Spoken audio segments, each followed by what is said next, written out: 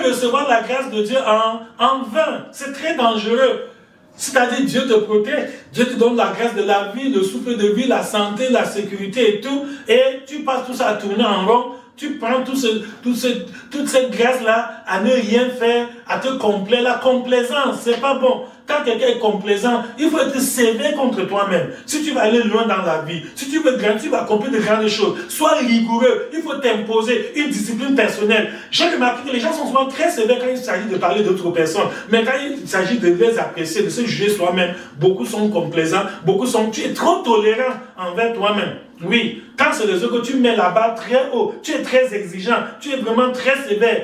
Mais lorsque on ramène maintenant les choses à ta personne, tu cherches à arrondir les angles. Ce n'est pas bon. Un vrai enfant de Dieu ne doit pas agir ainsi. Donc sache que dans tous les domaines de la vie, tu peux faire mieux. Alléluia. Amen. Un enfant de Dieu doit chercher à aller plus loin spirituellement, aller plus loin intellectuellement, aller plus loin sur le plan social, sur le plan professionnel, sur le plan familial. Dans tous les domaines de la vie, tu dois chercher à progresser, tu dois chercher à grandir, tu dois chercher à améliorer ta situation. Alléluia. Amen. Donc tu n'es pas encore arrivé au plafond. Non.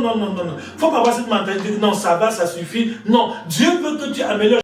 Donc voilà, mes bien-aimés, il faut être quelqu'un dont la soif n'est jamais étanchée. Non, il faut toujours avoir soif de faire mieux. Toujours avoir soif, même envers ton épouse. Un soif, comment je peux encore manifester plus d'affection à mon épouse ou envers ton époux? Il faut avoir soif. Comment je peux encore rendre mon époux plus heureux, plus content? Si quand il finit le travail, il court seulement pour rentrer à la maison parce qu'il sait qu'il y a une reine qui l'attend à la maison et il est le roi de ce royaume dont son épouse est la reine. Alléluia. Amen. C'est ça. Il faut faire tout, même tes enfants, l'encadrement de tes enfants. Toi, parent, maman, papa, cherche à être une mère exceptionnelle, un papa exceptionnel, un parent vraiment exemplaire, qui prend soin, qui réfléchit tout le temps. Comment je peux encore mieux encadrer mes enfants? Voici, ils sont déjà à tel niveau. Qu'est-ce que je peux faire pour encore leur donner les meilleures conditions de vie, pour qu'ils puissent prendre le meilleur départ que moi? Parce que le rêve, la soif profonde de tout parent est que son enfant aille plus loin que lui dans la vie. Alléluia. Amen. Mon frère et ma soeur, il y a encore beaucoup à faire. Tu as encore beaucoup du chemin. Ne te contente pas.